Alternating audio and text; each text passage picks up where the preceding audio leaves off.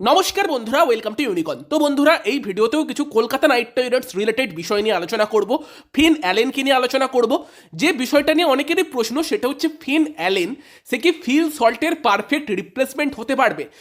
Phil Salt যেটা করে গিয়েছে কলকাতা নাইট রাইডার্সের হয়ে, সেই কাজটা কি ফিন অ্যালেন করতে পারবে? বা এরকমও প্রশ্ন আসছে, বর্তমানে ফিন অ্যালেন নাকি Phil Salt, K better batsman?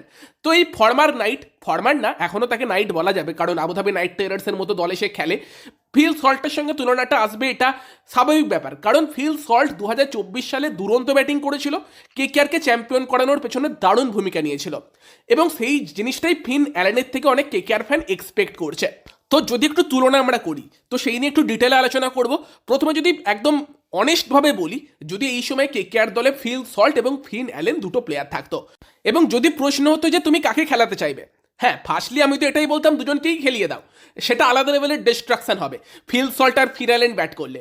But যদি প্রশ্ন এটা হতো যে দুজনের মধ্যে যদি একজনকে খেলাতে হয়, কাকে চুজ করবে, সেই জায়গাতে এখনও ফিল সল্টকেই চুজ করতাম, এটা একদম অনেস্টলি বলবো, কারণ ফিল সল্ট অলরেডি আইপিএলে নিজেকে প্রমাণ করেছে। কিন্তু ব্যাপারটা হচ্ছে যে ফিন অ্যালেনের সামনে সেই সুযোগটা আছে নিজেকে প্রমাণ করার। কারণটা কি, যদি 2024 সালের কথাই বলো, সেই সময় যদি ফিল সল্ট এবং জনি বেয়ারস্টো অপশান দেওয়া হতো, বেশিরভাগ মানুষ জনি বেয়ারস্টোকেই চুজ করতো, কারণ বেয়ারস্টো তখন বেশি প্রমাণিত প্লেয়ার ছিল। বাট 2026 সেটা পাল্টে গেছে, ফিল সল্ট নিজেকে প্রমাণ করেছে। সেরকমই যদি 2 বছর বাদে গিয়ে যখন মেগা অকশন হবে, তখন ফিন অ্যালেন আর ফিল সল্ট দুজনে মিলে মেগা অকশনে যায়, ফিন অ্যালেনের দাম ফিল সল্টের থেকে বেশি যেতে পারে। সেই লেভেলের পোটেন্সিয়াল কিন্তু ফিন অ্যালেনের মধ্যে বর্তমানে আছে। তো সেই নিয়ে একটু আলোচনা করবো, দুজনের স্ট্যাটস কেমন সেই নিয়ে একটু কথা বলবো। ইন্টারেস্টিং ভিডিও হবে, লাস্ট অব্দি দেখতে থাকো। আমাদের চ্যানেলে প্রথমবার এলে চ্যানেলটিকে সাবস্ক্রাইব করে তার পাশের বেল আইকনটাকে অন করে দিও। ভিডিওটা ভালো লাগলে ভিডিওটাকে লাইক এবং শেয়ার করতেও ভুলবে না। তো যদি প্রথমে একদম কিছু জাস্ট নর্মাল স্ট্যাটস দিয়ে আমরা দেখি, ইন্টারন্যাশনাল টি20 স্ট্যাটসের কথা বললে সেই জায়গাতে কিন্তু ফিল সল্ট অনেকটা এগিয়ে আছে। ফিল সল্ট এমন একটা ব্যাটসম্যান যার টি20 ইন্টারন্যাশনালের স্ট্যাটস কিন্তু বেশ ভালো, যেখানে 46 ইনিংসে ফিল সল্ট 1540 রান করেছে, 141 তার হাই স্কোর, তার অ্যাভারেজ 38.50 এবং স্ট্রাইক রেট 168, ব্রিলিয়ান্ট। তো ইন্টারন্যাশনালে কিন্তু ফিল সল্টের স্ট্যাটস দারুণ, ব্রিলিয়ান্ট। আর এটা মাথায় রাখতে হবে অবশ্যই যে ফিল সল্ট কিন্তু ফিন অ্যালেনের থেকে 3 বছরের বড়। ফিল সল্টের বয়স কিন্তু 29, ফিন অ্যালেনের বয়স কিন্তু 26, এবং শেষ 2 বছরে কিন্তু ফিল সল্টের সেরা খেলাটা এসেছে। আর সেই জায়গাতে ফিন অ্যালেন তার নিজের প্রাইম টাইমটাই ঢুকছে। এতদিন ফিন অ্যালেন তো খেলতো, বাট তার খেলাতে সেই কনসিস্টেন্সি আমরা দেখতে পেতাম না।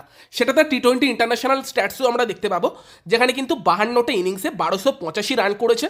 দেখো, ইনিংস কিন্তু সল্টের থেকেও ইন্টারন্যাশনালে ফিন অ্যালেন বেশি খেলেছে, বাট তার রান কম 1285, এবং তার হাইয়েস্ট স্কোর 137, অ্যাভারেজ 25-এর একটু বেশি, স্ট্রাইক রেট 163। স্ট্রাইক রেট তো সল্টের সমানই, বাট অ্যাভারেজ কিন্তু বেশ কিছুটা কম। তবে আই থিঙ্ক ফিন অ্যালেনের এই জায়গাতে আমরা নেক্সট কয়েকটা বছর ইম্প্রুভমেন্টে দেখতে চলেছি। তবে ওভারঅল টি20 কথা বললে, যেখানে লিগ ক্রিকেট থাকবে, ইন্টারন্যাশনাল থাকবে, সব মিলিয়ে যদি স্ট্যাটসের কথা বলি, সেখানে কিন্তু ফিল সল্ট 312টা ইনিংস খেলেছে, 8135 রান করেছে, 28-এর অ্যাভারেজ, 155 স্ট্রাইক রেট।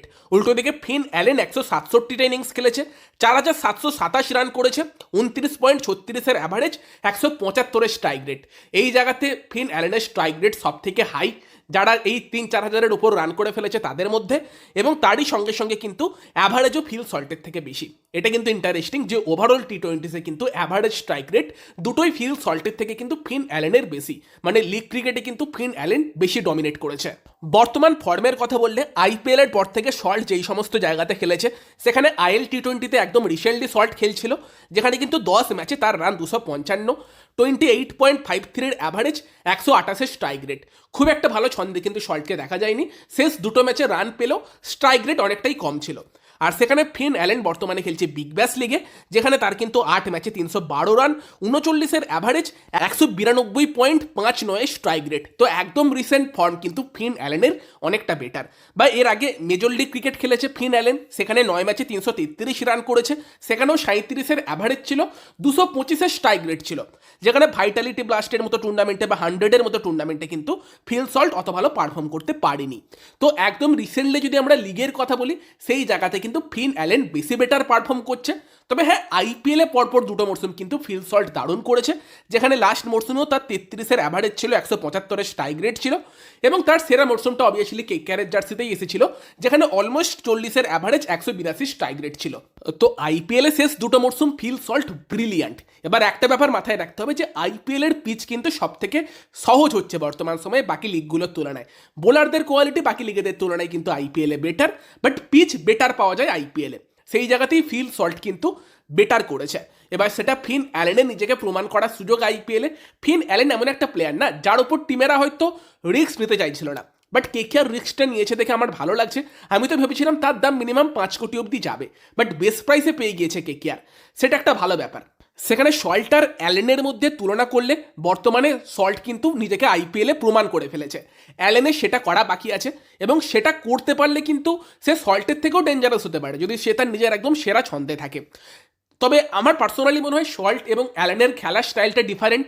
সল্ট 4-6 দুটো মারতেই কমফোর্টেবল, অ্যালেন একটু বেশি পাওয়ারফুল ব্যাটসম্যান।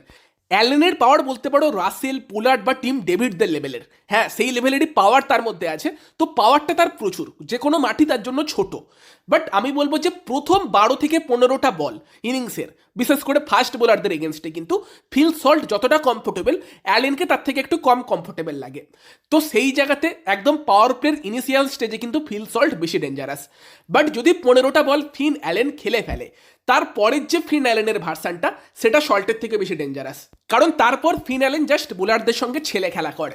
তো নিজের প্রাইম টাইমটাই ফিন অ্যালেন ঢুকছে, যেটা সেন ওয়াটসনও বলেছে যে ফিন অ্যালেন তার প্রাইমে এখনো পৌঁছয়নি, এবং সে খুব রিসেন্টলি রিয়েলাইজ করেছে তার নিজের কি পোটেন্সিয়াল আছে।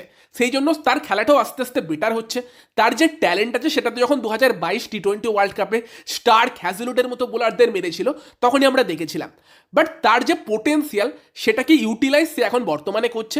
সেই জায়গাতে দাঁড়িয়ে ফিন অ্যালেনের থেকে ফিল সল্টের মতনই একটা মরশুম কেকেআর ফ্যানারা যদি এক্সপেক্ট করে, খুব বেশি এক্সপেকটেশন হয়তো সেটা হবে না, সেটা করার ক্ষমতা ফিন অ্যালেনের মধ্যে আছে।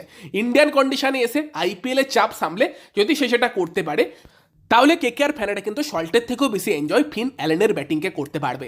ফিন অ্যালেন 14টা ম্যাচ খেললে হয়তো একটাই 100 রান সে করবেই, সেই টাইপের ট্যালেন্ট। তো প্রথম 3-4টে ম্যাচ ফিন অ্যালেনের জন্য ভীষণই গুরুত্বপূর্ণ। সেই প্রথম 3-4টে ম্যাচের মধ্যে ফিন অ্যালেনের ব্যাট থেকে রান এসে গেলে সেও অনেক বেশি কনফিডেন্স পেয়ে যাবে, কেকেআরের টিমও তার উপর সেই কনফিডেন্সটা দেখাবে, তাকে প্লেইং ইলেভেনে রাখবে। সেইটা দরকার। প্রথম 3 থেকে 4টে ম্যাচ গুরুত্বপূর্ণ, সেখানে অ্যালেনের ব্যাট থেকে রান এসে গেলে কিন্তু বাকি সময়টাই সে ডমিনেট করতে পারে। তো যদি বলো প্রশ্নটা এইটা যে ফিল সল্ট যে কাজটা করে গেছে সেটা কি ফিন অ্যালেন কেকেআরে এসে করতে পারবে, আমার মনে হয় করার ক্ষমতা আছে। করতে পারবে কিনা সেটার উত্তর তো সময় দেবে, বাট পোটেন্সিয়াল অবশ্যই আছে। ইভেন সল্টের থেকে বেশি পোটেন্সিয়াল ফিন অ্যালেনের খেলার মধ্যে আছে, সেটা বলবো। বাকি তোমরা তোমাদের মতামত জানিও। বাকি বিজয় হাজারের ট্রফির কথা বললে আজকে কিন্তু পাঞ্জাবকে হারালো সৌরাষ্ট্র, এবং সৌরাষ্ট্রের সঙ্গে বিদর্ভের কিন্তু বিজয় হাজারের ট্রফির ফাইনাল হতে চলেছে। তো কেকেআরের কোনো প্লেয়ার কিন্তু বিজয় হাজারের ট্রফির ফাইনালে থাকছে না। পাঞ্জাবের হয়ে আজকে অবশ্যই রমনদীপ সিং নেমেছিল, এবং অফলেট কিন্তু রমনদীপের ব্যাট থেকে রান আসছে। আজকের ম্যাচেও রমনদীপ সিং কিন্তু 38 বলে 42 রান করেছে। পাঞ্জাব 291 রান করেছিল, তবে সৌরাষ্ট্র সেই রানটা ইজিলি চেস করে দিয়েছে। তবে হ্যাঁ, রমনদীপের ব্যাট থেকে কিন্তু 38 বলে 42 রান এসেছে, ভালো ফিনিশই দিয়েছিল। টিমের সব থেকে হায়েস্ট স্ট্রাইক রেট কিন্তু রমনদীপেরই ছিল। বাকি আনমোলপ্রীত সিংও কিন্তু আজকে একটা 100 রান করে, প্রভসিমরন সিং 87 রান করে। তো বন্ধুরা, এই আপডেটগুলোই দেবার ছিল। ফিন অ্যালেন নিয়ে কি বলবে কমেন্টে জানিও। ভিডিওটা ভালো লাগলে ভিডিওটাকে লাইক করে দিও, শেয়ার করে দিও। আমাদের চ্যানেলে প্রথমবার এলে চ্যানেলটিকে সাবস্ক্রাইব করে তার পাশের বেল আইকনটাকে অন করে দিও। তো চলো গাইস, এই ভিডিওতে এই পর্যন্তই। Bye bye.